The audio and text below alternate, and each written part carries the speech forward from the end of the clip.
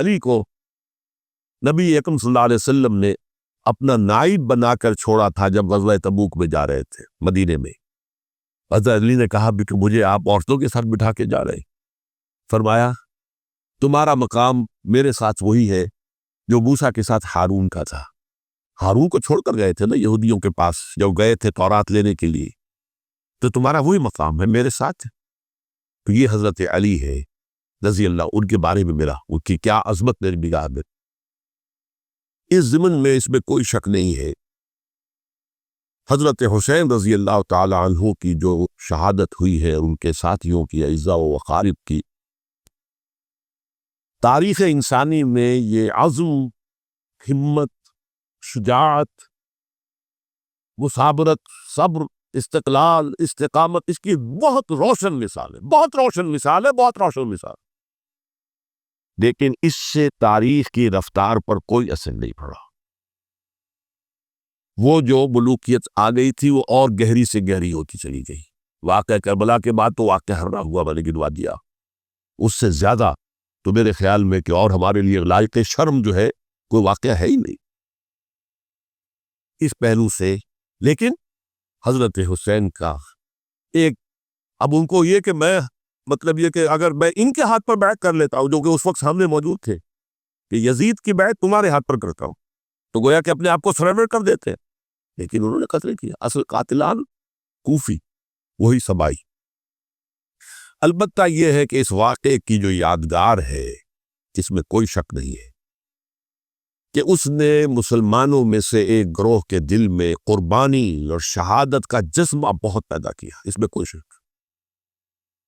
اور جس طریقے سے کہ عاشورہ محرم میں یاد منائی جاتی ہے، جس طریقے سے اس نے اہل تشیع کے اندر قربانی کا جذبہ بے انتہا پیدا کرتی ہے کہ دیکھیے حضرت حسین رضی اللہ تعالی عنہ کی اس شہادت کے بعد، اس کے بعد واقعہ ہررا بھی ہوا جو واقعہ کربلا سے بھی بعض اعتبارات سے زیادہ بھیانک اور زیادہ گھناؤنا واقعہ بنو امیہ کی تاریخ ہے، جس کو لوگ جانتے ہی نہیں۔ مدینہ کے کچھ لوگوں نے بغاوت کی اور انہوں نے اس کے خلاف فوج بھیجی، اور فوج کو جب مدینہ فتح کر لیا 3 دن کے لیے حلال کر دیا، جو چاہو کرو، یہاں جسے چاہو مارو، جسے چاہو لوٹو، جس کا گھر چاہو برباد کرو، جس عورت کو چاہو ریپ کرو۔ اور یہ مدینہ النبی کے اندر ہوا، تو کاج کھانے والی ملوکیت کے اندر بہت سے واقعات ہوئے۔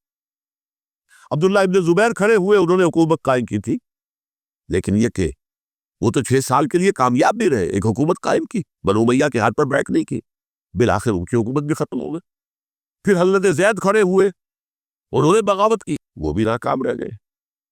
پھر بنو عباس میں کھڑے ہوئے حضرت نفس زکیہ، حضرت حسن رضی اللہ تعالیٰ عنہ کے اولاد میں سے، وہ بھی ناکام ہو گئے، شہید ہو گئے۔ پھر یہ سمجھ لیا گیا کہ اب یہ جہاں تک 6ٹھی منزل ہے وہ تو دوبارہ تعبیر نہیں ہو سکتی، یہ تو جس کی لاٹھی اس کی بھینس، جس کے پاس طاقت ہوگی اس کی حکومت ہوگی، جس کا قبیلہ زیادہ قوی ہوگا، جس قبیلے میں زیادہ عصبیت ہوگی، مضبوط ہوگا، متحد ہوگا، طاقتور ہوگا، اسی کی حکومت ہوگی۔ البتہ اس کے نیچے لوگوں کے اخلاق کی اصلاح کرو۔ صوفیاء کرام نے وہ کام اپنے ذمے لیا، اور بالکل وہی کام ہے کہ جو ائمہ اہل بیت کرتے رہے۔ حضرت حسن کی اولاد میں پھر حضرت علی بن حسین رضی اللہ تعالی، حضرت حسین کی اولاد میں پھر امام محمد باقر، امام محمد جعفر صادق، اور اس کے بعد بھی 5 اور، کسی نے بغاوت نہیں کی۔ جیسے علماء کرام کام کر رہے تھے اور جیسے صوفیاء کرام کام کر رہے تھے، ایسے ہی وہ مسلمانوں کی علمی تربیت، روحانی تربیت اور تزکیہ کر رہے تھے، کسی نے حکومت کو چیلنج نہیں کی۔ نوٹ کر لیجیے اس بات۔ پھر میں نے عرض کیا کہ جہاں تک خلفاء ثلاثہ کی شہادت کا اور شہادت حسین یا سانحہ کربلا رضی اللہ تعالی عنہم اجمعین کا تعلق ہے، اصل میں اس کو نہیں سمجھ سکتے لوگ جب تک کہ ریولوشن اور کاؤنٹر ریولوشن کا فلسفہ سمجھ میں نہ آئے۔ جب کسی ملک میں، کسی خطہ ارضی میں کوئی انقلابی تحریک چل رہی ہوتی ہے، ظاہر بات ہے ابتدا میں کوئی انقلابی لوگ چند ہوتے ہیں، کمزور ہوتے ہیں، ضعیف ہوتے ہیں، ان سے کوئی خطرہ محسوس نہیں ہوتا، لیکن کشاکش کے دوران ایک وقت آ جاتا ہے کہ پھر جو مخالف انقلاب ہے وہ یہ سمجھ بیٹھتے ہیں، سمجھ جاتے ہیں کہ اب ہماری پیش نہیں جا رہی، اب ہمارا بس نہیں چلے گا، لہذا سر جھکا دو۔ اسے پنجابی محاورے میں کہا جاتا نیوی پاؤ، اس وقت کو گزارو۔ اب اس کے بعد پھر کوئی موقع ملا تو دیکھیں گے کہ اس انقلاب کو ہم انڈو کر سکے، کاؤنٹر ریولوشنری موومنٹس۔ یہ اصل میں فلسفہ سمجھ میں نہ آئے، اور ریولوشن کا فلسفہ سمجھ میں نہ آئے تو سیرت النبی سمجھ میں نہیں آ سکتا۔ منہج انقلاب نبوی میری کتاب ہے، اس کو پڑھیے تو سیرت کا وہ تجزیہ آپ کے سامنے آئے گا جو آپ کی آنکھیں کھول دے گا کہ سیرت کو ہم کیا سمجھتے رہے اور سیرت اصل میں ہے کیا۔ بہرحال یہ کاؤنٹر ریولوشنری موومنٹس تھیں کہ جب عرب میں حضور کو فیصلہ کن قوت حاصل ہو گئی تو جو بھی مخالفین تھے انہوں نے سر جھکا لیا، سرنڈر کیا، اسلام لے آئے، وہ یا کہ چھپ گئے اسلام کے لبادے میں۔ لیکن وہ تھے اسی اتاق میں کہ پھر کبھی موقع ملے تو پھر ہم اس نظام کو دہو بالا کر دیں، تلپٹ کر دیں۔ یہ رد عمل سب سے پہلے خود عرب کے اندر پیدا ہو، کیونکہ مشرکین عرب کو جب سورہ توبہ کی پہلی 6 آیات نازل ہوئی ہے جن میں الٹیمیٹم دے دیا گیا کہ اب کسی مشرک قبیلے سے کوئی معاہدہ اللہ کا اور اس کے رسول کا نہیں ہوگا، تمہیں 4 مہینے کی مہلت دی جا رہی ہے، یا ایمان لے آؤ اور یا تمہیں قتل کر دیا جائے۔ یہ بہت سخت آیات ہے قرآن کی، سورہ توبہ کی ابتدائی 6 آیات۔ اور حضرت علی رضی اللہ تعالیٰ عنہ کا کہنا یہ ہے کہ اس آپ کو معلوم ہے کہ مصحف میں یہ واحد صورت ہے جس سے پہلے بسم اللہ الرحمن الرحیم نے لکھی بھی آپ کو نظر آتی، باقی 113 صورتوں کے شروع میں بسم اللہ الرحمن الرحیم ہے۔ تو کیا وجہ ہے یہاں کیوں نہیں ہے؟ حضرت علی کا فرمانا ہے کہ یہ صورت تو تلوار ہاتھ میں لے کر اتری ہے، اور بسم اللہ الرحمن الرحیم میں اللہ تعالیٰ کے 2 اسماء ہیں، الرحمن الرحیم۔ تو یہ گویا کہ اس سے متضاد صورتحال ہے کہ اب تمہارے لیے آخری موقع ہے، یا ایمان لے آؤ اور یا قتل کر دیے جاؤ۔ اس میں ایک تیسری گنجائش خود بخود نکلتی تھی، یا یہ ملک چھوڑ کر چلے جاؤ، اور ایسا بہت سے لوگوں نے کیا بھی، لیکن اکثر لوگوں نے گردن چکا۔ لیکن رد عمل ظاہر ہوا، ایک تو مرتدین کھڑے ہو گئے جنہوں نے نئی نبوتوں کو مان لیا، ایک مانعین زکوٰۃ کھڑے ہو گئے کہ ہم زکوٰۃ تمہیں نہیں دیں گے۔ یہ رد عمل تھا مشرک عرب کا، مشرکین عرب کا۔ اور حضرت ابوبکر رضی اللہ تعالیٰ عنہ کے دفتر فضائی کا یہ بڑا اہم باب ہے، ود این آئرن فسٹ، حالانکہ وہ بہت رقیق القلب، کمزور، ضعیف الجثہ انسان تھے، لیکن یہ کہ عظیمت کوہ ہمالیہ جو ہے ان کے اندر ظاہر ہوئی ہے، ود این آئرن فسٹ انہوں نے ان ساری جو رد عمل کی جو تحریکیں تھی انہیں ٹوٹل کر دی، اور پھر پورے عرب کو گویا کہ اثر نو اس میں اسلام کے نظام کو کنسولیڈیٹ کر کے حضرت عمر کے حوالے کر رضی اللہ تعالیٰ عنہ۔ حضرت عمر کے زمانے میں جو جنگیں ہوئی اس میں سلطنت روما جو ہے، جو اس وقت کی 2 سپر پاورز تھی، سلطنت روما قیصر روم، ہیرقلیس ہرقل تھا اس وقت کا جو رومی جو قیصر روم تھا، حکمران تھا، شہنشاہ تھا، اور دوسری طرف ایرانی مملکت تھی، خسرو پرویز تھا۔ لیکن یہ کہ عیسائیت کے ساتھ اسلام کا اس طرح کا تصادم نہیں ہوا تھا حضور کے زمانے میں، بلکہ نجاشی رحمۃ اللہ علیہ نے تو مسلمانوں کو پناہ دی تھی۔ مقوقس پیٹریارٹ جو تھے اس کے الیگزینڈریا کے، انہوں نے حضور کے جو نامہ مبارک گیا تھا اس کا بہت اکرام کیا، تکریم کی، تحفے بھیجے حضور کی خدمت میں۔ ہرقل نے بھی کوشش کی تھی کسی طریقے سے، جیسے کوئی 250 برس پہلے یا 300 برس پہلے، 300 برس پہلے جیسے کانسٹنٹائن جو ایمپرر تھا روم کا، اس نے عیسائیت قبول کی تھی اور ساری سلطنت عیسائی ہو گئی تھی، لہذا اس کی سلطنت باقی رہی، اس کی حکومت باقی رہی۔ اسی طرح ہم سب مسلمان ہو جائے، لیکن اس میں وہ ناکام ہو گیا۔ لیکن یہ کہ کوئی اس نے کنفرنٹیشن نہیں کی حضور سے۔ البتہ ایران کا معاملہ یہ تھا کہ اس کے پرخچے اڑتے ہیں، اس نے حضور کے نامہ مبارک کو چاک کیا تھا، حضور نے فرمایا جب اطلاع ملی کہ اس نے اپنی سلطنت کو چاک کر دیا ہے، اس کے ٹکڑے کر دیے۔ بہرحال وہاں رد عمل شدید تھا، اور ایرانی جان لیجئے کہ ان کے اندر بہت سٹرونگ نیشنلزم ہے، آج بھی ہے سٹرونگ نیشنلزم، لہذا ان کے ہاں رد عمل شدید تھا۔ ان کی تو سلطنت ختم ہو گئی، نسیہ منسیہ ہو گئی، وجود ہی نہیں رہا۔ لہذا وہاں سے جو کاؤنٹر ریولوشن شروع ہوا ہے وہ پھر ہرمزان جو ایک بہت بڑا جرنیل تھا، اس نے بڑی عیاری کے ساتھ اپنی جان بچائی تھی۔ یہ بڑا دلچسپ واقعہ ہے کہ وہ یعنی کنڈمڈ تھا اسلامی حکومت کی طرف سے، خلافت کی طرف سے، کہ وہ جہاں بھی پایا جائے اس کو قتل کرنا ہے۔ حضرت عمر کی عدالت میں لا کے پیش کیا گیا۔ حضرت عمر نے کہا یہ واجب قتل ہے، قتل کر دو اس کو۔ اس نے کہا اچھا مجھے ذرا پانی پلا دیجیے۔ حضرت عمر نے فرمایا ٹھیک ہے بھائی پانی لاؤ، پانی دے۔ پانی کا کٹورا کرے، مجھے پہلے ضمانت دیجیے کہ جب تک میں یہ پانی نہ پی لوں مجھے قتل نہیں کیا جائے گا۔ ہاں ہاں ہمارا وعدہ ہے۔ اس نے وہ کٹورا پھینک دیا پانی کا، کرو مجھے قتل کیسے کرو گے، میں نے وہ پانی تو نہیں پیا۔ اس سے اپنے آپ کو بچایا اس۔ بہرحال آپ اختلاف کر سکتے ہیں کہ حضرت عمر کو اس عذر کو قبول نہیں کرنا چاہیے تھا، لیکن بہرحال ان کی اپنی مروت و شرافت تھی کہ اپنے وعدے کا پاس کیا۔ اس کی سازش سے ابو لولو فیروز اس نے حضرت عمر کو شہید کیا۔ یہ گویا کہ دوسری کاؤنٹر ریولوشنری موومنٹ تھی۔ انہوں نے یہ سمجھا تھا کہ یہ ساری چکی جو چل رہی ہے، جیسے چکی کی کلی ہوتی ہے، وہ کلی جگہ سے ہٹ جائے تو چکی کیسے چلے گی؟ یہی بات حضرت علی نے فرمائی تھی حضرت عمر سے رضی اللہ تعالی عنہما۔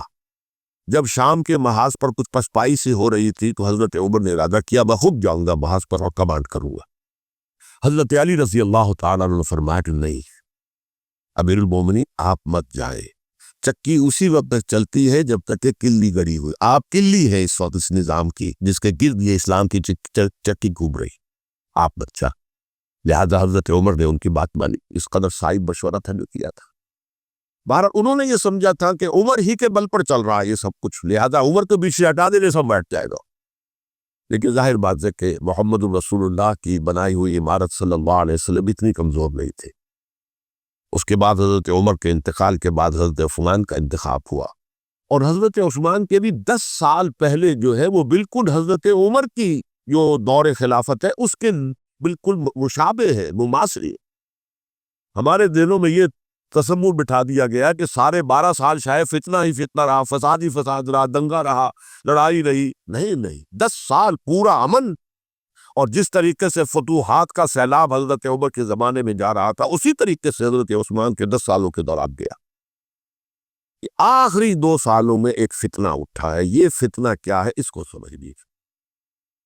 مذاہب کی جو 3 سے کنفرنٹیشن ہوئی تھی، ایک تو یہ کہ مملکتوں میں سے مملکت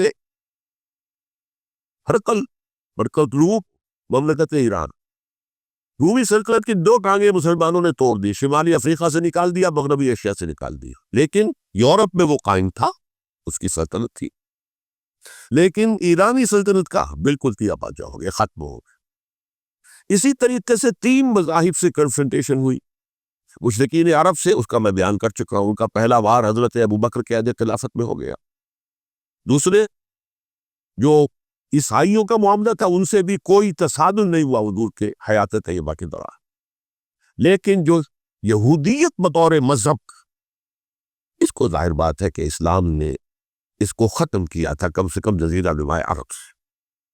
مدینے میں 3 قبیلے تھے جو اپنی غداری کی وجہ سے اور اپنی صلح کو توڑنے کے جرم کی پاداش میں 2 نکالے گئے، اور تیسرا جو ہے اس کے تمام جو جوان افراد تھے انہیں قتل کیا گیا۔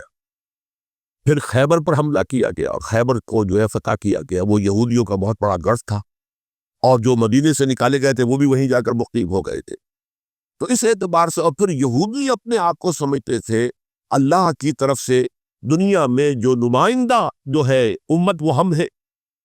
اب انہیں معزول کر کے امت محمد کو وہاں پر کھڑا کر دیا گیا صلی اللہ علیہ وسلم۔ لہٰذا وہ بہت زیادہ یوں سمجھیے ایگریزڈ، سب سے زیادہ جن کو گزند پہنچا ہے حضور کے دست مبارک سے، وہ یہودی تھے۔ لہٰذا ان کا جو رد عمل آیا ہے وہ ہے جس کے نتیجے میں حضرت عثمان شہید ہوئے، حضرت علی شہید ہوئے، حضرت حسین شہید۔ اب اس چیز کو اچھی طرح سمجھیے، یہ جو رد عمل ہے یہ ایک شخص کے ذریعے سے آیا، اور اسی لیے بعض لوگ یہ سمجھتے ہیں کہ یہ صحابہ کی کہانی ہے، کیا ایک آدمی اتنا بڑا کام کر سکتا؟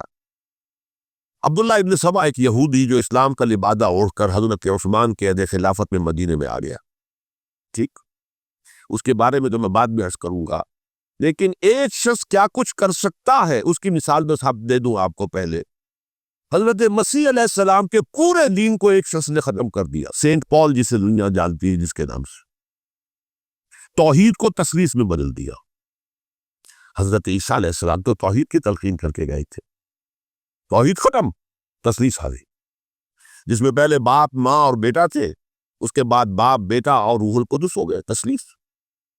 نمبر 2، شریعت موسوی کو ساقط کر دیا، لہذا اب بولزم جو ہے کرسچینٹی نہیں رہی، وہ حضرت عیسیٰ تو کہہ کر گئے تھے کہ شریعت موسوی تم پر لاگو رہے گی، نافذ رہے گی، ساقط کر دیا۔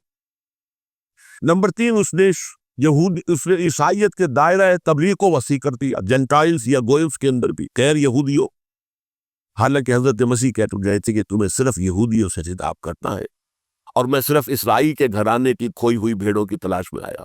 اب آپ دیکھیے حضرت مسیح کے فوراً بعد اور حضرت مسیح کی زندگی کے دوران جب تک کہ وہ موجود تھے، وہ بدترین دشمن تھا حضرت مسیح علیہ السلام کا۔ بعد میں لبادہ اڑا، اور یہ کہ مجھے وہ کاشفہ ہوا ہے، وہ کاشفے میں مسیح سے میری ملاقات ہوئی ہے، میں ان پر ایمان لے آیا ہوں، اور پھر اس نے اپنے زہد اور دینداری کا جو بھی فراڈ تھا اس کے نتیجے میں اپنی حیثیت بنا لی، دین مسیحی کو بالکل ختم کر دیا۔ آج کہاں ہے وہ دین مسیح؟ دی 100 کے مصنف نے بھی صاف لکھا ہے کہ جب تک حضرت مسیح دنیا کے اندر موجود تھے، عیسائیت کی حیثیت یہودیت ایک فرقے سے زیادہ نہیں تھی، یہودیوں کا ایک فرقہ، ایک جماعت بس۔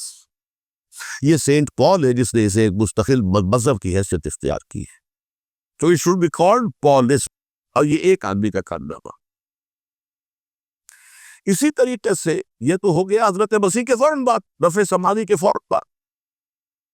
1500 برس کے بعد ایک تحریک چلی ہے یورپ کے اندر، اصلاح مذہب، اور اس کی پشت پر بھی یہودی ذہن تھا۔ یہودی ذہن نے عیسائیت کو 2 حصوں میں تقسیم کر دیا، کیتھولک اینڈ پروٹیسٹنٹس، اور پروٹیسٹنٹس کو اپنا اعلی کار بنایا۔ یہ ایک علیحدہ مضمون ہے، اس پر میں تفصیل میں نہیں جانا چاہتا، میری کتاب بھی موجود ہے اس موضوع پر، سابقہ اور موجودہ مسلمان امتوں کا ماضی، حال اور مستقبل، اس میں میں نے تفصیل بیان کی ہے۔ یہ جو تقسیم ہوا ہے تو وہ پہلی بات ایک یہودی، جیسے کہ علامہ اقبال نے، مارکس بھی تو ایک یہودی تھا نا، تو ابلیس کی مجلس شورا میں بڑا پیارا شعر ہے، وہ یہودی فتنہ گر، وہ روح مصدق کا بروس، ہر قبا ہونے کو ہے اس کے جنوں سے چاک چاک۔ یہ ایک یہودی فتنہ گر مارکس نے وہ تصور دنیا کو دیا جس نے عظیم انقلاب برپا کیا روس کے اندر، بولشوک ریولوشن، اور جو پھر آدھی دنیا تک پھیل گیا۔ آج سے 50 سال پہلے امریکہ کانپتا تھا، روس کے سامنے کھڑا ہوا کانپ رہا تھا، اس لیے کہ روس سائنٹیفک ترقی میں امریکہ سے بہت آگے تھا، اس کے ایسٹروناٹس پہلے گئے ہیں خلا کے اندر، امریکہ تو بہت پیچھے تھا۔ بہرحال اس نے جس طریقے سے USSR کا خاتمہ کرایا ہے وہ ایک علیحدہ بات ہے، میں اس وقت اس طرف نہیں جانا چاہتا، لیکن جان لیجئے کہ وہ ایک شخص کا کارنامہ، وہ یہودی فتنہ گر، وہ روح مصدق کا بروس، ہر قبا ہونے کو ہے اس کے جنوں سے تار تار۔ اسی طرح وہ عبداللہ ابن سبا یہودی فتنہ گر۔ آج اہل تشیع میں سے بعض حضرات کہتے ہیں کہ یہ عبداللہ ابن سبا یہ تو افسانوی شخصیت ہے، اس کی حقیقت کوئی تھی ہی نہیں، حالانکہ ان کی اپنی کتاب میں رجال کشی کے اندر اس کا ذکر موجود ہے، اور یہ بھی موجود ہے کہ حضرت علی رضی اللہ تعالیٰ عنہ نے اپنے عہد خلافت میں اسے زندہ جلوایا ہے۔ اس کی وجہ کیا تھی؟ یہ آیا مدینے کے اندر اسلام کا لبادہ اوڑھ کر، جس نے چند عقیدوں کی اشاعت شروع کی۔ سب سے پہلے حضرت علی تو خدا ہے، گاڈ انکارنیٹ، اوتار کا تصور، جیسے ہندوؤں میں ہے رام چندر جی خدا کا اوتار، اور عیسائیت میں بھی پہلے گاڈ انکارنیٹ کا تصور تھا کہ حضرت مسیح خدا کا اوتار ہے، انکارنیشن آف گاڈ۔ تو اس نے کہا کہ حضرت علی تو خدا کا اوتار ہے، خدا ہے۔ نمبر 2، اس نے کہا کہ ہر نبی کا ایک وصی ہوتا ہے جس کے حق میں وہ وصیت کرتا ہے، تو حضور صلی اللہ علیہ وسلم کے وصی حضرت علی ہے، لہذا خلیفہ تو اول روز سے حضرت علی ہے، حضرت ابو بکر، حضرت عمر، حضرت عثمان، یہ تو غاسم ہے، اور حضرت عثمان کی خلافت تھی اس وقت تو خاص طور۔ پھر اس نے جو قبائلی عصبیت تھی اسے بھڑکایا۔ قرآن جو عصبیت چل رہی تھی قریش کے اندر، وہ 2 گھرانے ایک دوسرے کے مد مقابل تھے۔ دیکھیے، ایک ہوتا ہے قبیلہ، ایک ہوتا ہے گھرانہ۔ ہمارے پنجاب میں قبیلہ ہے وٹو قبیلہ، اس کے گھرانے بہت سے، مانے کے، لالے کے، سجے کے، شامت کے، یعنی کوئی لالا تھا ان میں سے بڑا، ان کے بیٹے ہو گئے لالے کے، ان کی اولاد، خاندان یہ کہلاتے ہیں۔ قبیلہ ایک، یہ وٹو قبیلہ۔ تو قبیلہ تھا قریش، اس میں گھرانے بہت تھے، بنو ہاشم، بنو امیہ، بنو تیم، بنو عدی، یہ بہت سے گھرانے تھے۔ تو جوٹی کے دو گھرانے جو تھے وہ بنو ہاشم اور بنو امیہ، ان کے درمیان چپقلش تھی، مقابلہ، مسابقت، اور یہ مسابقت فی الخیر بھی ہوتی تھی۔ اگر انہوں نے غریبوں کو کھانے کھلائے ہیں تو ہم ان سے بڑھ کر کھلائیں گے، اگر وہ عاجزوں کی خدمت کرتے ہیں تو ہم ان سے بڑھ کر کریں گے۔ تو ان کے اندر یہ مسابقت دل خیر کی تھی، لیکن چپقلش تھی کہ کوئی ہم سے آگے نہ نکل جائے، وہ سمجھتا تھا وہ آگے نہ نکل جائے۔ پر اس شخص نے اس پرانی عصبیت کو تازہ کیا کہ حضور تو بنو ہاشم میں سے تھے، زیادہ خلافت حق ہے بنو ہاشم کا، یہ غاصب ہے۔ اس سے پہلے دو خلفاء جو تھے وہ نہ بنو ہاشم سے تھے نہ بنو امیہ سے تھے۔ حضرت ابوبکر بنو تیم میں سے تھے، چھوٹا قبیلہ تھا۔ حضرت عمر بنی عدی میں سے تھے، وہ بھی چھوٹا قبیلہ تھا۔ یہ حضرت عثمان پہلے خلیفہ جو بنو امیہ میں سے تھے، جن کی پرانی چپقلش بنو ہاشم سے تھی۔ اب اس کو موقع مل گیا کہ پرانی قبائلی عصبیت کو بھڑکا ہے۔ یہ ہے اصل میں اس فتنے کا پس منظر عبداللہ ابن سبا نے جو آ کر پھیلایا ہے، اور اس کی تفصیل میں اس وقت میں نہیں جا سکتا، کیسے یہ فتنہ پروان چڑھا، کیا انہوں نے اسٹریٹجی اختیار کی کہ یہ کیا کرتے تھے، گروہ بنا کر بھیجتے تھے لوگوں کو، کوفے میں جاؤ تو وہاں پر دمشق کے گورنر کے خلاف اور مصر کے گورنر کے خلاف الزامات لگاؤ، اس نے یہ کیا، وہ غبن کر گیا، وہ یہ کر گیا، وہ خیانت کر رہا ہے، وہ رشتہ داروں کو پال رہا ہے، اور عثمان کے خلاف بھی تقریریں کرو رضی اللہ تعالیٰ عنہ۔ دمشق میں جاؤ تو کوفے کے گورنر کے خلاف، کیونکہ دمشق کے گورنر کے خلاف بات کرو گے تو لوگوں کو معلوم ہوگا کہ یہ جھوٹ بول رہے ہیں، لیکن یہ کہ وہاں تو تم بات کرو کوفے کے گورنر کے خلاف اور مصر کے گورنر کے خلاف اور حضرت عثمان کے خلاف۔ مصر میں جاؤ تو بات کرو کوفے کے اور شام کے گورنر کے خلاف اور حضرت عثمان کے خلاف۔ یہ انہوں نے ایسا اٹھایا، اور اس زمانے میں آپ کو معلوم ہے ذرائع رسل و رسائی تھے نہیں، نہ اس فتنے کی پتہ چل سکا جب تک کہ وہ فتنہ جو ہے پوری طرح برگو بار لا کر تراور درخت بن گیا۔ اس کے نتیجے میں حضرت عثمان رضی اللہ تعالیٰ عنہ شہید ہوئے، اور خلیفہ پھر حضرت علی رضی اللہ تعالیٰ عنہ کو انہی سبائیوں نے، جنہوں نے گھیراؤ کیا تھا، جنہوں نے حضرت عثمان کو شہید کیا ہے، یہی حضرت علی رضی اللہ تعالیٰ عنہ کے ارد گرد ہوئے۔ اور حضرت علی رضی اللہ تعالیٰ عنہ بھی نہیں چاہتے تھے خلافت کی بیعت لینا، لیکن آخر کیا کرتے؟ کیا وہ امت کو بغیر خلیفہ کی چھوڑ دیتے؟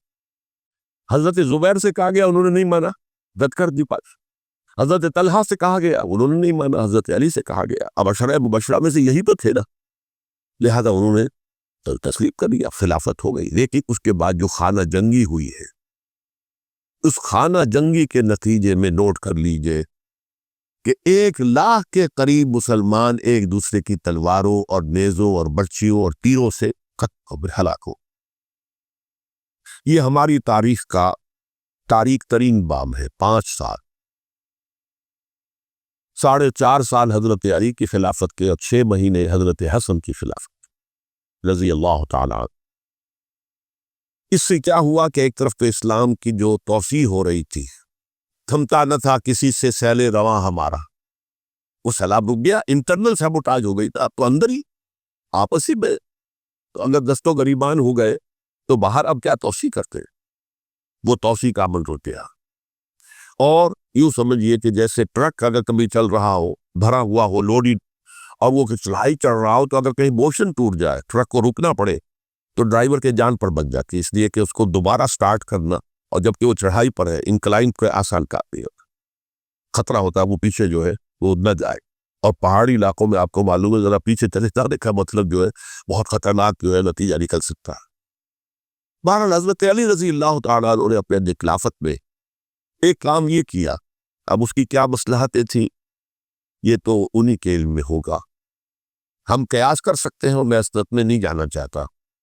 ابھی تک خلافت کا مرکز تھا مدینہ منورہ، حضرت ابوبکر، حضرت عمر، حضرت عثمان، وہی جہاں حضور صلی اللہ علیہ وسلم رہے تھے اور جہاں پر کہ حضور مدفون تھے۔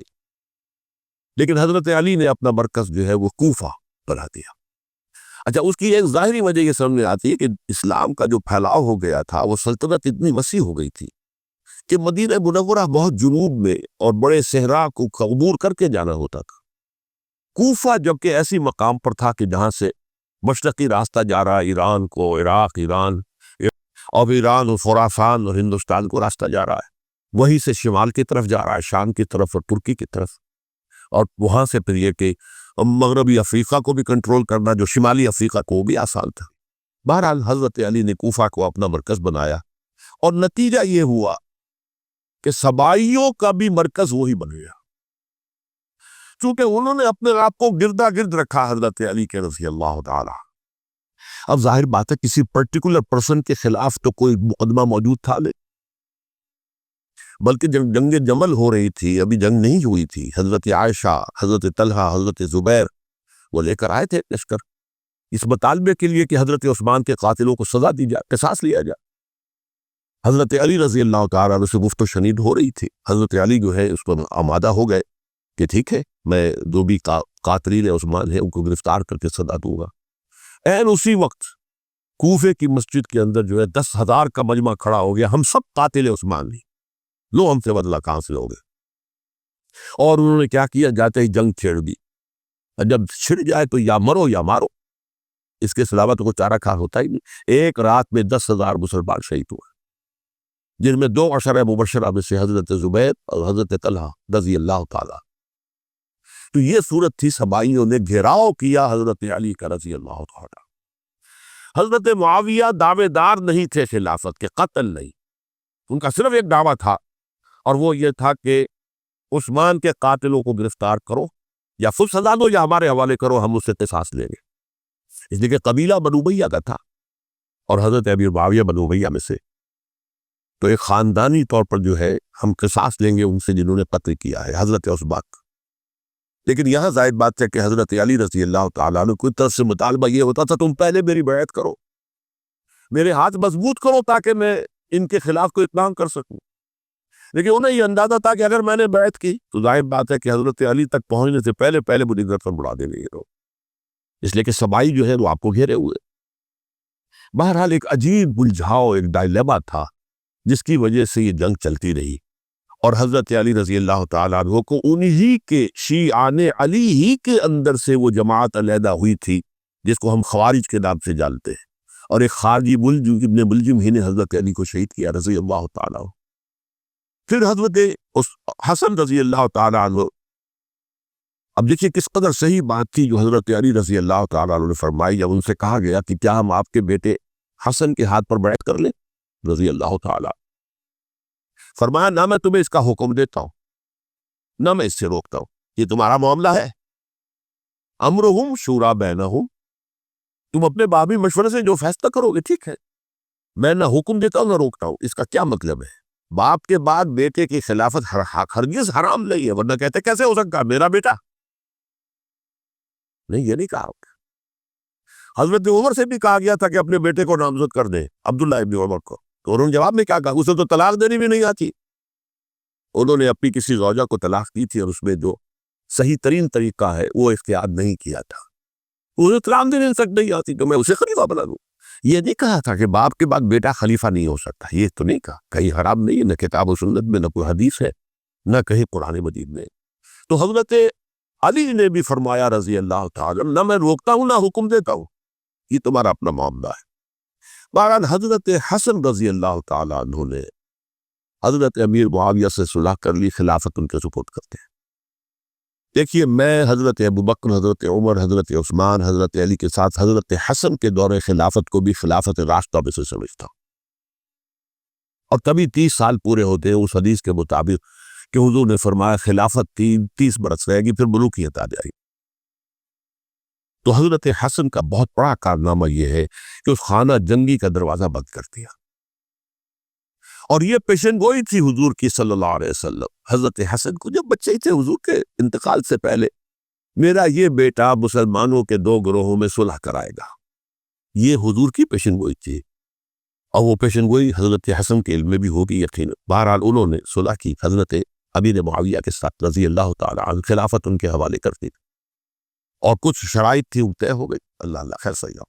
حضور کی تو یہ پیشن گوئی جو ہے صحیح ثابت ہوئی کہ میرا یہ بیٹا مسلمانوں کے 2 بڑے گروہوں کے درمیان صلح کرا دے گا، اور سبائیوں نے انہیں طعنے دیے، یا عار المومنین، اے مومنوں کے لیے موجب عار، موجب شرم، تم نے بزدلی دکھائی ہے، تم نے امیر معاویہ کو خلیفہ تسلیم کر لیا، تم نے بزدلی دکھائی۔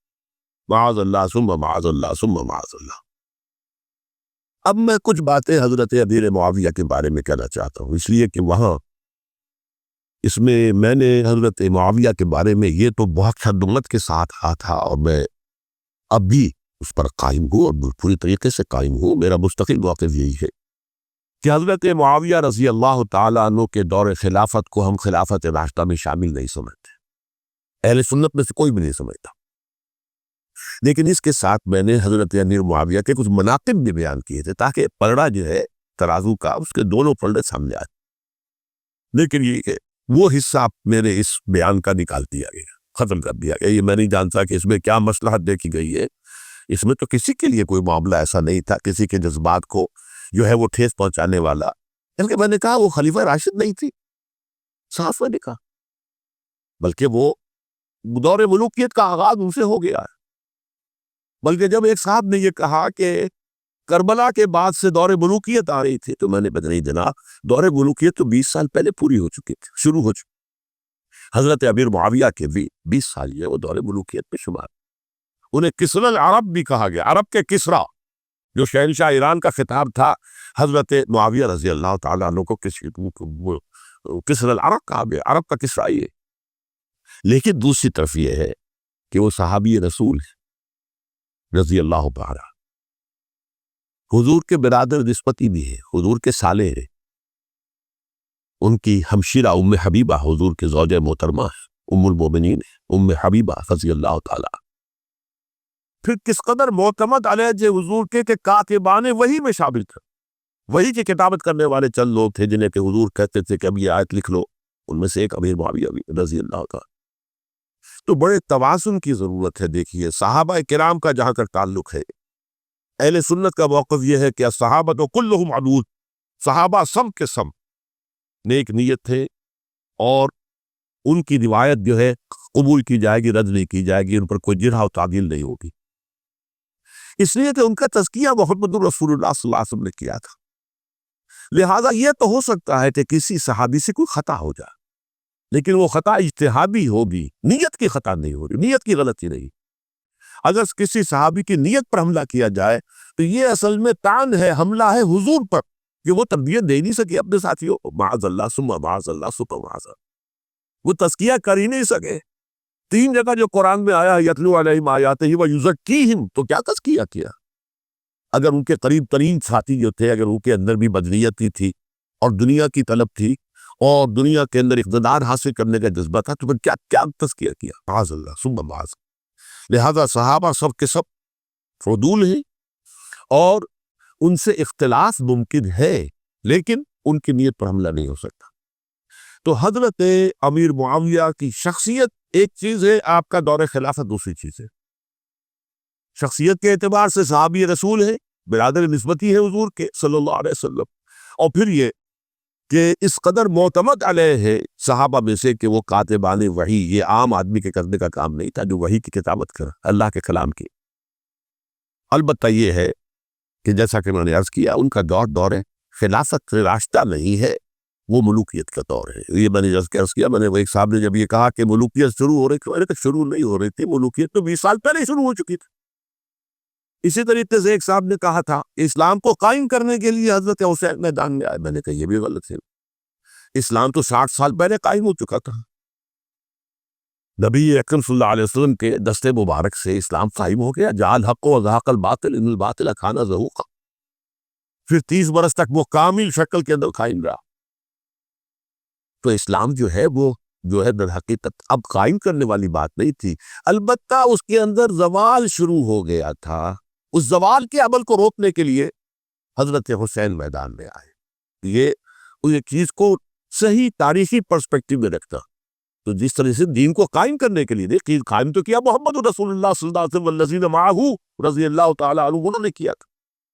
ہاں اب جو ہے وہ اپنی اس شاندار حیثیت سے نیچے گرنے لگا تھا، وہ میں بعد میں عرض کروں گا کہ میں نے اسے کیا عرض کیا تھا کہ یہ اس زوال کو روکنے کے لیے کسی طریقے سے یہ اپنی اصل حقیقت پہ قائم رہے، یہ حضرت حسین رضی اللہ تعالیٰ عنہ کے سعی تھے۔ اچھا، حضرت امیر معاویہ کے جو 20 سال ہیں وہ پورے امن، سکون، اطمینان، کوئی جھگڑا، کوئی فساد، کوئی اختلاف، کوئی باہمی فانت نہیں، کچھ 20 سال. یہ بھی تاریخ کی بڑی چشم کشا حقیقت ہے جو عام طور پر لوگوں کی علم میں نہیں. سبائی بھی دبکے رہے. حضرت امیر معاویہ کی حکومت اتنی مضبوط تھی، کنٹرول، کہ ان کو کچھ سر اٹھانے کا موقع نہیں ملا. موجود تھے، دبکے رہے. جیسا کہ میں نے کہا، ریولوشن کے آخری مرحلے پر آ کر جو مخالفین ہیں وہ دب جاتے ہیں کہ پھر دیکھیں گے موقع ملے گا کہ پھر لیں گے ان سے حساب کتاب. 20 سال رہے ہیں پورے امن کے. 10 سال کے بعد یعنی درمیان میں ہے حضرت امیر معاویہ کا عہد خلافت.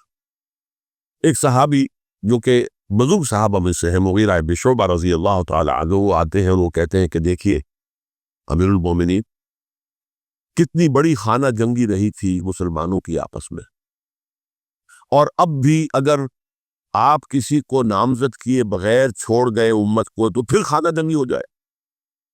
1 لاکھ اس وقت جو ہے وہ ہلاک ہوئے تھے، نہ معلوم اب کتنے ہلاک. لہٰذا آپ اپنی زندگی ہی میں نامزد کر دیجئے کسی کو خلیفہ، ولی عہد بنا لیجئے.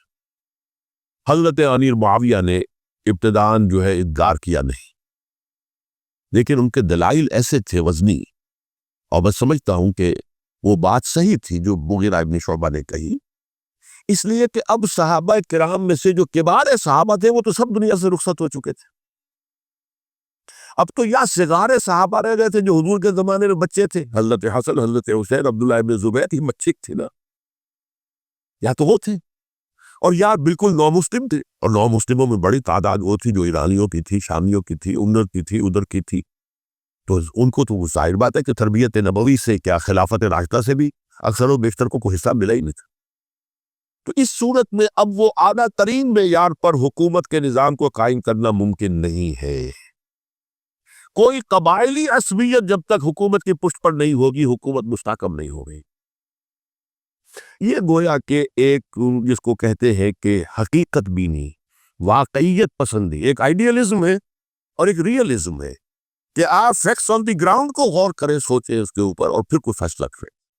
اس اعتبار سے پھر حضرت امیر معاویہ نے بات مان لی اور بیعت لے لی لوگوں سے حضرت یزید کے لیے کہ یہ خلیفہ ہوگے میرے بعد. اس کو ولی عہدی کہتے ہیں. اچھا، اس وقت 5 افراد ایسے تھے کہ جنہوں نے اس سے اختلاف کیا. یہ بات بہت اہم ہے. میرا کتابچہ ہے سانحہ کربلا، اس کے کچھ نسخے آج یہاں ہوں گے، آپ لوگ پڑھیے اسے غور سے اور پھیلائیے تاکہ حقیقت سامنے آئے. 5 افراد کون تھے جو ہونے چاہیے؟ ابو بکر فوت ہو گئے، ان کے بیٹے عبد الرحمن ابن ابی بکر. عمر فوت ہو گئے، ان کے بیٹے عبداللہ ابن عمر. عباس فوت ہو گئے، ان کے بیٹے عبداللہ ابن عباس. زبیر فوت ہو گئے، ان کے بیٹے عبداللہ ابن زبیر. اور حضرت حسن سے جو ہے ان کا انتقال ہو چکا تھا، حضرت علی کے بیٹے حضرت حسین رضی اللہ تعالی عنہ مجمعین. حضرت حسن کے بارے میں ایک فریق کا کہنا یہ ہے کہ انہیں زہر دے کر ہلاک کیا ہے. اہل تشیع کا قول یہ ہے، جبکہ اہل سنت کہتے ہیں کہ نہیں، وہ اپنی جو بھی طبی وہ موت تھی اس سے ان کی وفات. لیکن میں اس میں نہیں جانا چاہتا، اس لیے کہ یہ مائکرو ہسٹری جو ہے نا، وہ تو ایک ایک واقعے کے لیے ادھر کی روایات کیا، ادھر کی کیا ہیں، ان کے پاس کیا دلائل، یہ تو کسی ریسرچ اسکالر کا موضوع ہے، میرا موضوع نہیں. لیکن بہرحال یہ 5 حضرات ہیں جنہوں نے ولی عہدی کی بیعت نہیں کی. لیکن حضرت معاویہ اتنے حلیم الطبع انسان تھے، انہوں نے جبر نہیں کیا، کوئی تشدد نہیں کیا. ٹھیک ہے، ولی عہدی کی بیعت نہیں کر رہے، کوئی بات نہیں، میری بیعت تو کی ہوئی ہے نا، ابھی تو میں زندہ ہوں، بات ختم ہو گئی. میری بیعت کو تو نہیں توڑا انہوں نے، فسخ بیعت نہیں کی. اس اعتبار سے انہوں نے نہ کوئی تشدد کیا، نہ جبر کیا، نہ کوئی مواخذہ کیا. لیکن جب امیر معاویہ کا انتقال ہو گیا، اب ولی عہدی کی بجائے وہ اب خلافت کی بیعت کی. سب لوگوں نے بیعت کر لی. ان 5 میں سے ایک فوت ہو چکے تھے. حضرت عبد الرحمن ابن ابی بکر فوت ہو چکے رضی اللہ تعالی. 4 تھے، ان 4 میں ایک اختلاف ہوا. 2 کی رائے یہ تھی، عبداللہ ابن عمر، عبداللہ ابن عباس، کہ اگرچہ یہ کام غلط ہوا ہے، اسلام کی روح کے منافی ہوا ہے، یہ بادشاہت کی بنیاد پڑ رہی ہے، لیکن یہ بات ایسی نہیں ہے کہ اس کی بنا پر ہم خانہ جنگی شروع کروا دیں امت کے اندر، خون خرابہ کروائیں، فساد کروائیں، لہذا انہوں نے بیعت کر لی۔ اب کوئی اگر یہ کہے معاذ اللہ کہ وہ بک گئے تھے یزید کے ہاتھ پر، معاذ اللہ ثم معاذ اللہ، وہی بات آپ اختلاف کر سکتے ہیں کہ انہیں نہیں کرنی چاہیے تھی، یہ کوئی رائے رکھے، مجھے اختلاف نہیں، لیکن ان کی نیت پر حملہ کریں گے تو حملہ محمد رسول اللہ پر ہوگا صلی اللہ علیہ وسلم۔ عبداللہ ابن عمر کون ہے؟ کتنی حدیثیں ان سے جو ہے وہ منقول ہیں۔ عبداللہ ابن عباس کون ہے؟ جنہیں حضور نے جو ہے جن کے لیے دعا کی تھی، اے اللہ فقہہ فی الدین وعلمہ التاویل، اے اللہ اس نوجوان کو دین کا فہم عطا کر اور قرآن کی تعویل و تفسیر کا علم عطا کر، حبر الامہ کہلاتے ہیں۔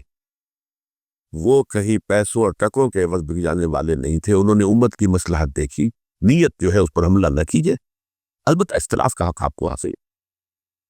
دو حضرات جو ہے ڈٹے رہے کہ نہیں، ہمیں کم وقت میں رزسٹ کرنا ہے۔ عبداللہ ابن زبیر عمر کے اعتبار سے وہ بڑے ہی، مسلمانوں میں سب سے پہلے ولادت مدینے میں جا کر جو ہوئی ہے وہ عبداللہ ابن زبیر کی ہوئی ہے۔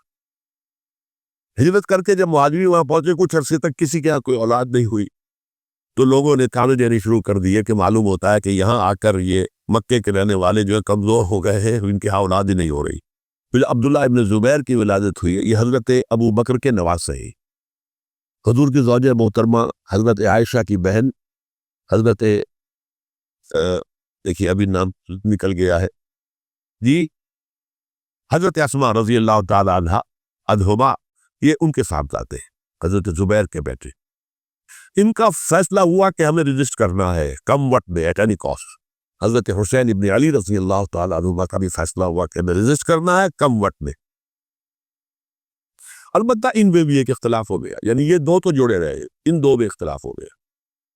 عبداللہ ابن زبیر کا کہنا یہ تھا کہ ہمیں حجاز میں رہنا چاہیے، یہ سرزمین ہے جس میں نبوت کی برکات سب سے زیادہ ہے، یہاں ہم مضبوط قلعے کے اندر ہیں، ہمیں یہاں سے جو ہے رجسٹ کرنا چاہیے اور ختم کرنا چاہیے اس نظام کے اندر جو خرابی آ گئی ہے اس کو۔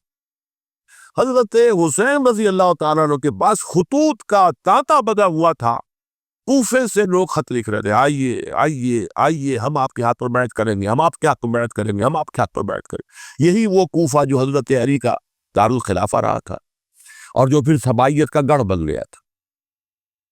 چنانچہ حضرت حسین نے حضرت مسلم بن عقیل کو بھیجا وہاں پر کہ میرے نمائندے کی حیثیت سے جا کر وہاں پر بیعت لو۔ 10-12 ہزار افراد نے بیعت کر لی، لیکن اس کے بعد یزید کی طرف سے گورنر بنا کے بھیجا گیا ابن زیاد کو۔ ابن زیاد نے آ کر جو تشدد کیا اور سختی کی تو سب کے سب بیعت توڑ کر اور سب منحرف ہو گیا۔ مخلصین تو وہ تھے نہیں، الکوفی لایوفی، کوفی جو ہے وہ تو کوئی وعدہ وفا کرنے والا ہوتا ہی نہیں، بیعت توڑ دی۔ فمن نقص فانما ينقص على نفسه، بیعت کے بعد بیعت توڑ دینا بہت بڑا گناہ ہے، توڑ دی۔ ادھر اطلاع مل گئی حضرت حسین کو، چل چکے تھے وہ، راستے میں تھے کہ وہاں تو مسلم بن عقیل شہید ہو گئے اور سب لوگوں نے بیعت توڑ دی۔ اب واپس جانا چاہتے تھے، لیکن مسلم بن عقیل کے بیٹے جو ہے اڑ گئے۔ یہ عرب کی اپنی ایک جو ہے پرانی ان کی حمیت اور ان کا قبائلی نظام کہ اب ہم اپنے والد کے خون کا قصاص لیے بغیر نہیں جائیں گے۔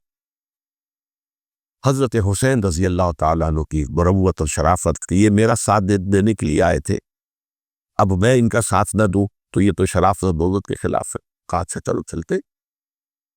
وہاں جا کر بھی عین اپنے میدان کے اندر بھی حضرت حسین رضی اللہ تعالیٰ عنہ نے 3 چیزیں پیش کی ان کوفیوں کے لشکر کے خلاف۔ سب سے بڑا لشکر کے اندر سب سے بڑے تو کوفی تھے جنہوں نے بیعتیں کی ہوئی تھی حضرت حسین کے ساتھ۔ دیکھو مجھے جانے دو واپس حجاز کی طرف، یا مجھے سرحدوں پر بھیج دو تاکہ میں کافروں کے ساتھ جنگ کرتے ہوئے ابھی جان دے، یا مجھے یزید کے پاس جانے دو، میں اپنا معاملہ اس سے طے کر لوں۔ لیکن کوفیوں کو یہ گوارا نہیں تھا۔ اگر یہ یزید کے پاس پہنچ گئے تو ہمارا کچا چٹھا بیان کر دیں گے کہ مجھے تو ان لوگوں نے برگلا کر بلایا تھا۔ اس لیے کہ دیکھیے حضرت امیر معاویہ کے 20 سالوں کے دوران میں بتا چکا، ان کی حکومت اتنی مستحکم تھی کہ اس کے خلاف کو ضد اٹھانا ممکن نہیں تھا۔ اب چونکہ چینج اوور ہوا تھا، اور چینج اوور میں آپ کو معلوم ہوتا ہے کہ ایک جس کو کہتے ہیں every thing is in the melting پاٹ، ابھی تو یہ درمیان کے اندر معاملہ ہے، تو انہیں موقع ملا، سر اٹھایا حضرت حسین رضی اللہ تعالیٰ عنہ کو، جو خطوط لکھے جس کے کہ تھیلے کے تھیلے اور بوریوں کی بوریاں بھری ہوئی حضرت حسین کے ساتھ تھی، وہ کہا کہ آئیے ہم آپ سے بیعت کریں، انہوں نے نہیں مانا۔ اور اصل میں حضرت حسین کے قاتل وہ کوفی ہے، وہ بزدل، وہ منافق، جنہوں نے بیعت کر کے بیعت توڑی، اور اب وہ آ گئے کہ اگر یہ حسین رضی اللہ تعالیٰ عنہ بچ کر کہیں یزید کے پاس پہنچ گئے تو پھر ہمارا کچا چٹھا جو ہے وہ سامنے آ جائے گا اور ہماری پھر شامت آ جائے گی، لہذا انہوں نے قتل کیا حضرت حسین کو رضی اللہ تعالیٰ۔ ایک بات جو علامہ ڈاکٹر قلب صادق نے فرمائی، اور مجھے میرے علم میں یہ بات پہلے نہیں تھی، وہ یہ کہ حضرت حسین کے قتل کا فتویٰ ایک بہت بڑے مفتی نے دیا تھا۔ یہ بات بھی ذرا سمجھیے، حضرت حسین رضی اللہ تعالیٰ عنہ کے قتل کا فتویٰ ایک بہت بڑے مفتی نے دیا۔ کیوں دیا تھا؟ اس لیے کہ حضور کی احادیث موجود ہے کہ جب ایک شخص کی ایک خلیفہ کی بیعت ہو جائے تو دوسرا اگر کھڑا ہو تو اسے قتل کر دو، کھلی حدیث۔ اسی لیے ایک بہت بڑے مفسر بھی ہے، فقیہ بھی ہے، قاضی ابن العربی رحمۃ اللہ علیہ۔ ایک ابن عربی ہے الف لام کے بغیر، ابن عربی، وہ بہت بڑے صوفی ہیں، فلسفی ہیں، اندلس کے۔ یہ قاضی ابن العربی ہے جنہوں نے قرآن کی ایک تفسیر لکھی ہے اس اعتبار سے کہ صرف ان آیات کی تفسیر جن سے کہ فقہی احکام جو ہے ان کا استنباط ہوتا ہے۔ یہ دو تفسیریں اس طور سے لکھی گئی ہیں قرآن مجید کی، احکام القرآن ان کا نام ہے دونوں کا، ان میں سے ایک جو ہے قاضی ابن العربی کی ہے، ان کا ایک جملہ نقل ہوتا ہے، قتل الحسین بسیف جدہ، حسین قتل ہو گئے اپنے ہی نانا کی تلوار سے۔ وہ تلوار کیا تھی؟ جب کسی کی بیعت ہو چکی ہو پھر کوئی کھڑا ہو مدعی خلافت، فتح۔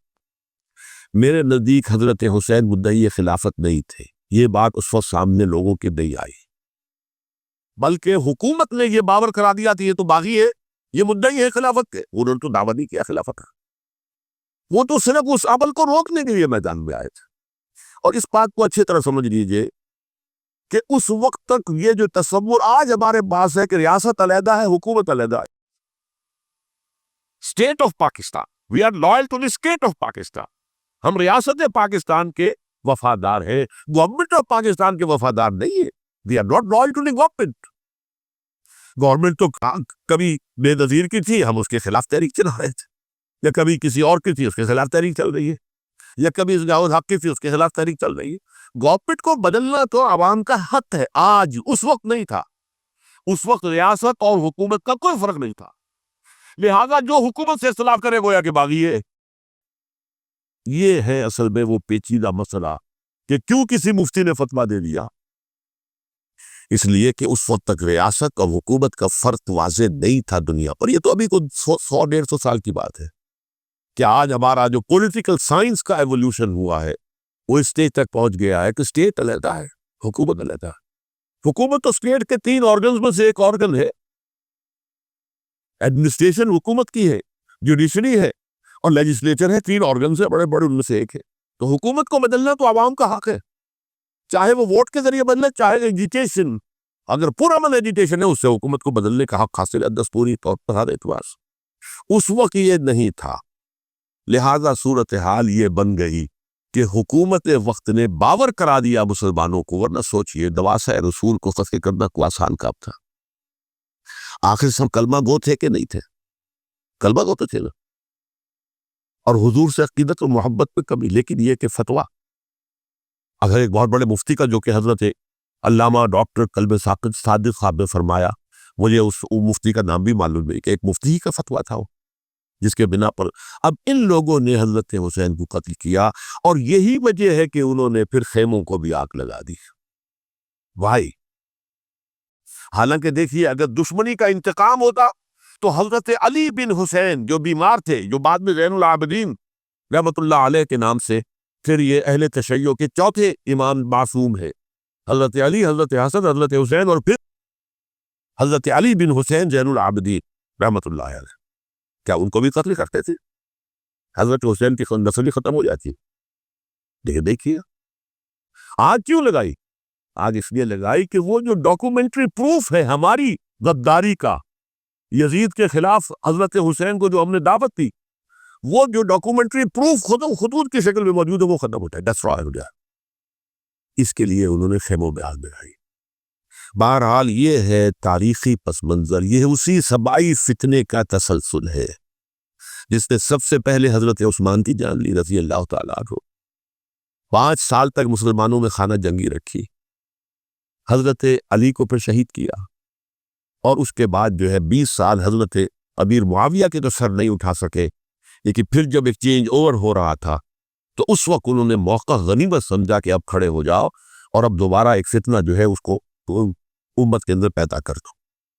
اچھا، اس معاملے میں ایک بات جو میں نے وہاں کہی کہ ہمارے ہاں شاعرانہ جو مبالغہ آمیزی ہے، یہ میری گفتگو کا حصہ انہوں نے حذف کر دیا. اور میں نے سنی شاعر بہت بڑے عالم جن کے حوالے سے آج بھی میری تقریر ہوگی خالد دینہ ہال میں، مولانا محمد علی جوہر کے شعر کے حوالے سے کہا کہ قتل حسین اصل میں مرگ یزید ہے، اسلام زندہ ہوتا ہے ہر کربلا کے بعد. یہ بالکل مہمل شعر ہے. اسلام مرا ہی نہیں تھا، زندہ ہونے کا کیا سوال؟ اور اگر کسی درجے میں مزمحل یا زخمی ہوا تھا تو وہ تو رہا، کربلا کے بعد بھی رہا، یزید کی حکومت بھی رہی، بنو امیہ کی حکومت بھی چلی، کوئی تبدیلی تو نہیں آئی. یہ کیا کہہ رہے ہیں؟ اسلام زندہ ہوتا ہے کربلا کے بعد. میں نے کہا اسلام مرا نہیں تھا. جیسے میں نے یہ کہا کہ ملوکیت جو ہے وہ اب خط شروع نہیں ہوئی، ملوکیت تو 20 برس پہلے شروع ہو چکی تھی حضرت امیر معاویہ کے. لیکن ظاہر بات ہے کہ حضرت حسن نے، حضرت حسین نے اس کو قبول کیا، اور حضرت حسین نے تو پھر 10 سال تک ولی عہدی جو تھی چاہے بیعت نہیں کی لیکن اس کے خلاف میدان میں آخر چیلنج تو نہیں کیا. اس اعتبار سے یہ معاملہ جو ہے اسلام زندہ ہوتا ہے کربلا کے بعد، یہ بے تکی بات ہے. ہاں، حضرت شاہ اسماعیل شہید رحمۃ اللہ علیہ کی اگر میں تشبیہ و تمثیل کو سامنے رکھوں تو اسلام کی عمارت 6 منزل آیا، 6ٹھی منزل ٹاپ کی وہ گر گئی، 5 منزلیں انٹیکٹ تھیں، اسلام مرا نہیں تھا. عدالت میں شریعت کے مطابق فیصلے ہو رہے تھے، قاضی تھے، مفتی تھے، شریعت نافذ تھی، اسلام کیا مرا تھا؟ جبکہ خود کہہ رہے ہیں علامہ قلب صادق کے ایک مفتی کے فتوے سے ہی حضرت حسین کو قتل کیا گیا. اب وہ مفتی کی رائے، اس کی بدنیتی ہو جو بھی ہو وہ جانے، اللہ جانے، لیکن عام مسلمان کیا کرے؟ اس پہلو سے اسلام مرا نہیں تھا. ہاں، ایک منزل گر گئی تھی، وہ گری رہی، 1000 برس تک گری رہی، یہاں تک کہ آ کر مغربی امپیریلزم نے اس کے گرایا، ملوکیت کا معاملہ ختم کیا، اور وہ جبرین ملوکیت دوسری آ گئی. ورنہ وہی بادشاہی چلی ہے، بلکہ دور بنو امیہ میں وہ بادشاہی پوری طرح اس نے باپ کو بالوں پر نہیں نکالے تھے، اصل بالوں پر تو اس نے نکالے ہیں دور بنو عباس میں آ کر. اور پھر سلاطین جو ہے ترک، جو ترک خلفاء ہے، وہ کبھی بادشاہت تھی اور کیا کہا، وہ خلافت تو نہیں تھی. تو یہ تو اسلام میں جو بھی نقص واقع ہو گیا تھا، کبھی واقع ہو گئی تھی، وہ جو کی تو برقرار رہی. اس کو بھی تسلیم کیا. میں اللہ کا شکر ادا کر کے کہتا ہوں کہ دونوں حضرات، دونوں شیعہ دانشور اور بڑی اعلیٰ سطح کے جو شیعہ عالم جو انہوں نے اس بات کو تسلیم کیا اور میری اس بات کو چیلنج نہیں کیا.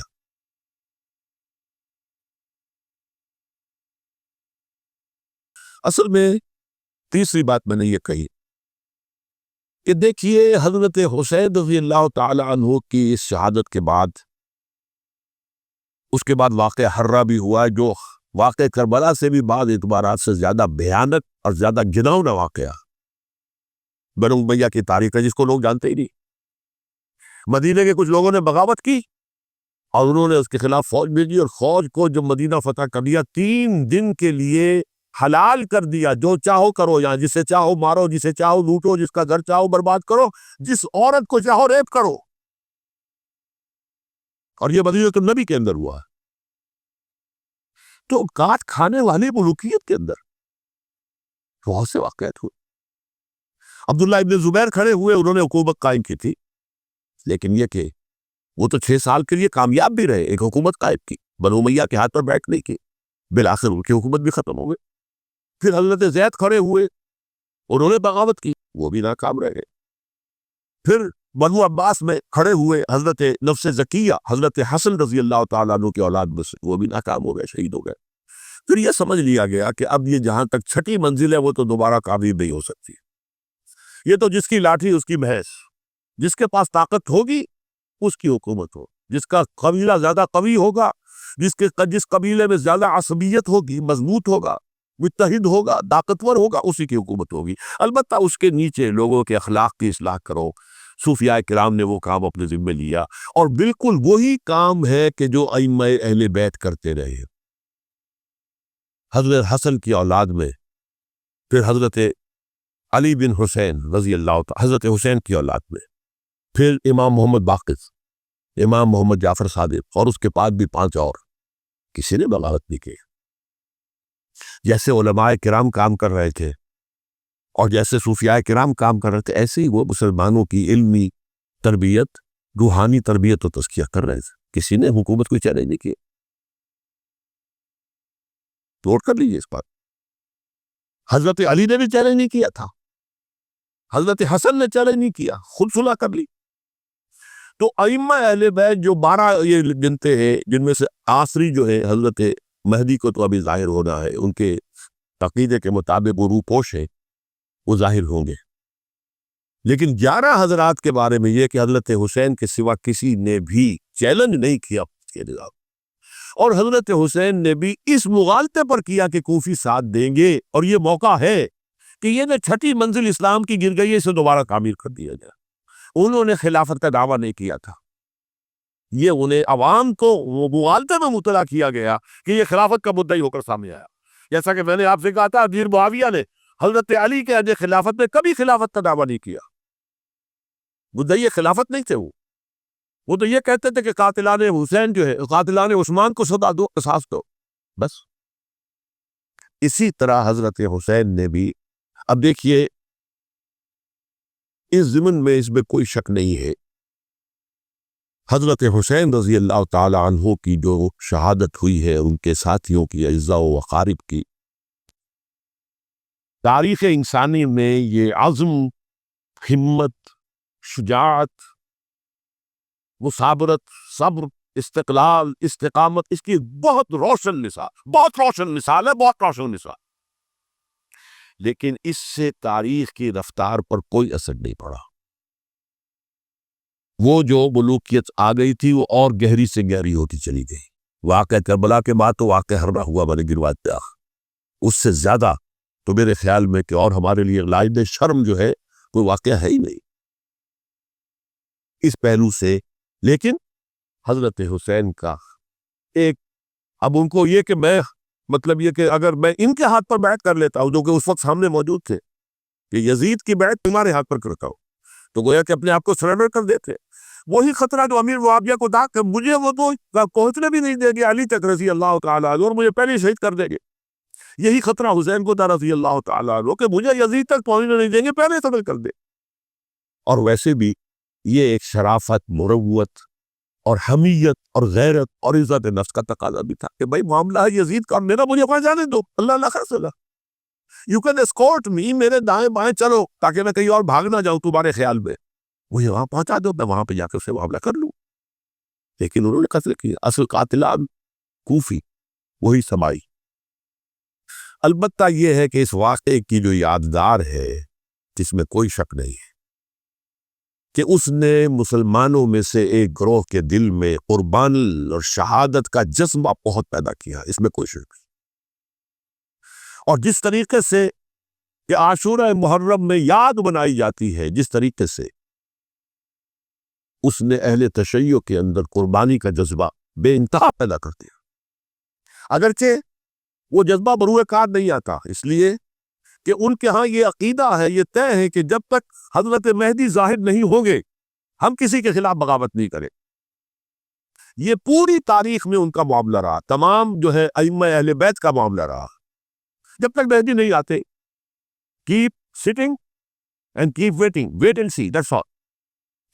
یہ تو خمینی صاحب نے کیا ہے، آیت اللہ خمینی صاحب نے، کہ انہوں نے یہ ایران کے شیعوں کو باور کرایا کہ بھائی جب آئیں گے حضرت مہدی آ جائیں گے، لیکن ہم اب ہاتھ پر ہاتھ رکھ کر بیٹھے رہے۔ باطل کو چیلنج بھی نہ کرے. ہمیں کچھ تو کرنا چاہیے, وہ ہاتھ پاؤں ہلانے چاہیے, اور کچھ نہیں تو مہدی کا راستہ جو ہے صاف کرنا چاہیے, تمہید کرنی چاہیے, ان کے لاسا ہموار کیے جائے. تو یہ ان کی بڑی عظمت ہے آیت اللہ خمینی صاحب کی کہ اہل تشیع ایران کے جو ہے انہوں نے یہ بات منوا لی کہ ہم بالکل انرٹ نہیں بیٹھے رہیں گے, بلکہ ابو نے نائب امام قرار دے کر اور ولایت فقیہ کے فلسفے کے حوالے سے یہ دو چیزیں ان کی جو ہے بنیادی فلسفے کی ہیں, وہ اس وقت میرا موضوع نہیں ہے.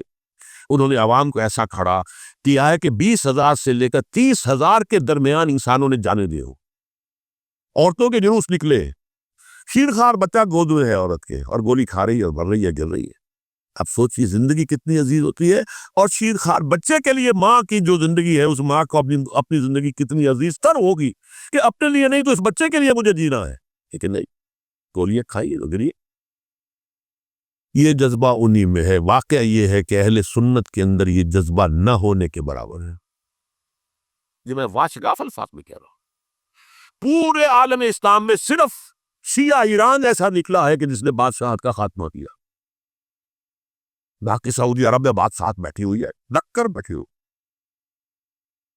اربوں ڈالر کا ایک ایک محل بنتا ہے ان بادشاہوں کا, اور سنی سن ہے, سن کوئی حرکت نہیں. وہ تو اب جو حرکت ہو رہی ہے وہ اینٹی امریکن حرکت ہے جو ہو رہی ہے. وہ در حقیقت وہ مسئلہ بالکل دوسرا ہے جو اس وقت ہو رہا ہے. لیکن یہ کہ عالم اسلام میں کوئی تحریک ایسے نہیں اٹھی.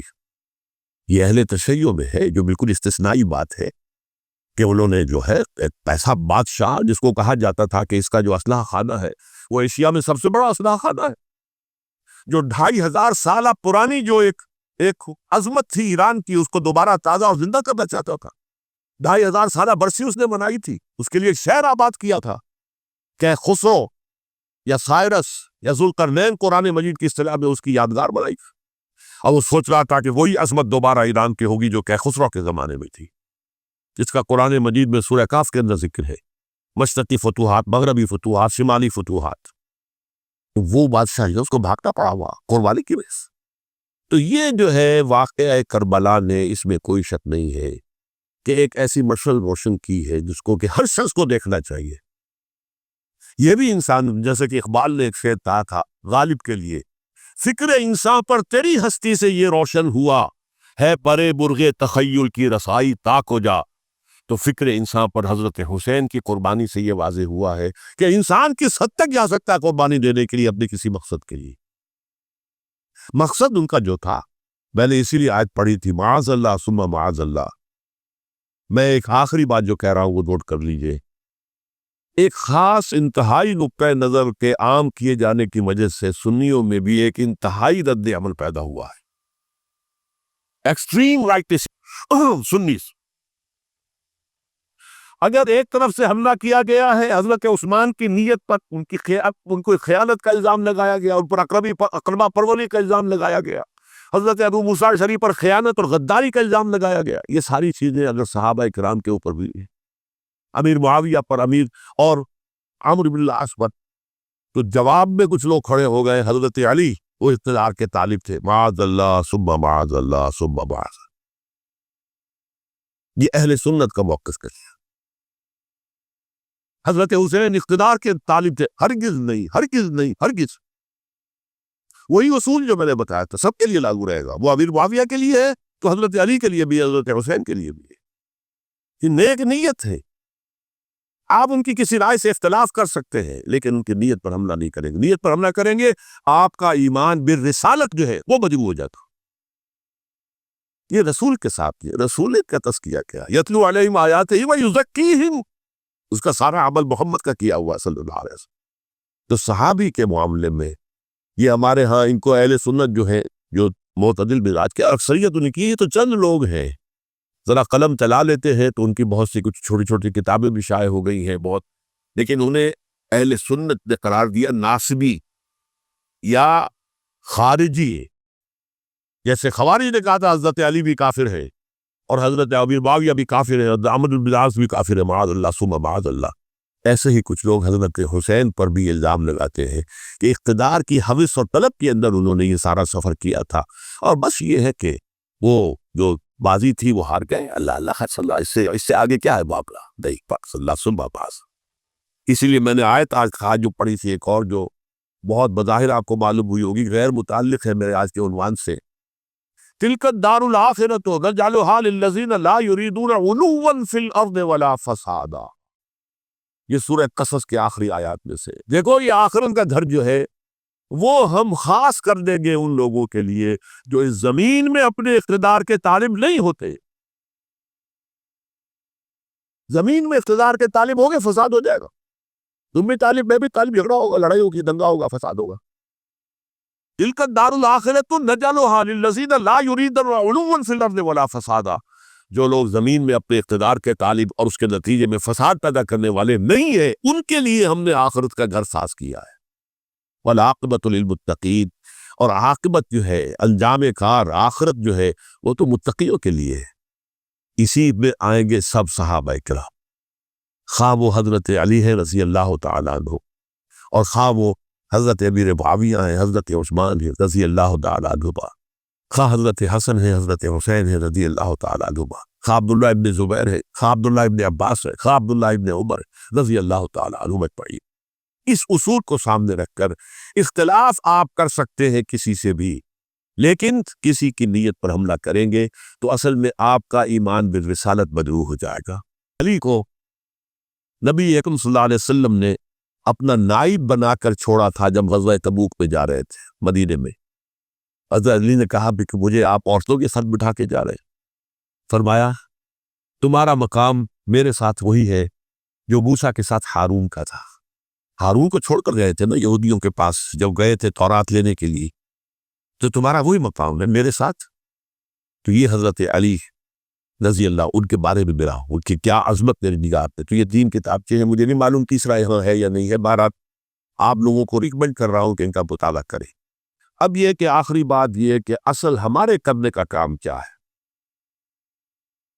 دیکھیے کیوں نہیں کیا کسی نے بھی خروج کا معاملہ وہ میں واضح کر چکا ہوں. بغاوت نہیں کی. کیوں؟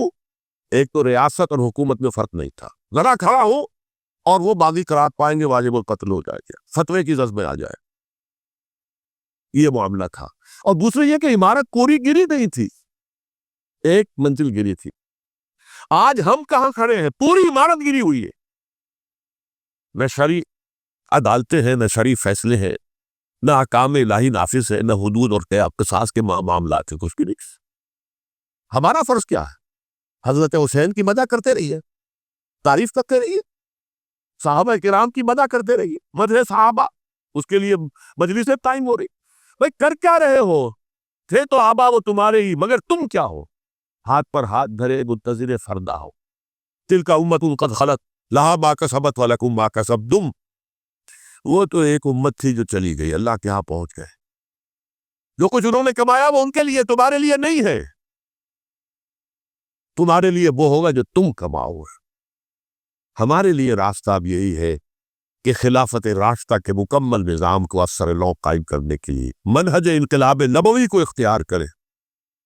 میری کتاب اس پر، کیسٹس اس پر، آڈیو کیسٹس، ویڈیو کیسٹ، سی ڈیز، نہ معلوم ڈی وی ڈی، سب کچھ موجود.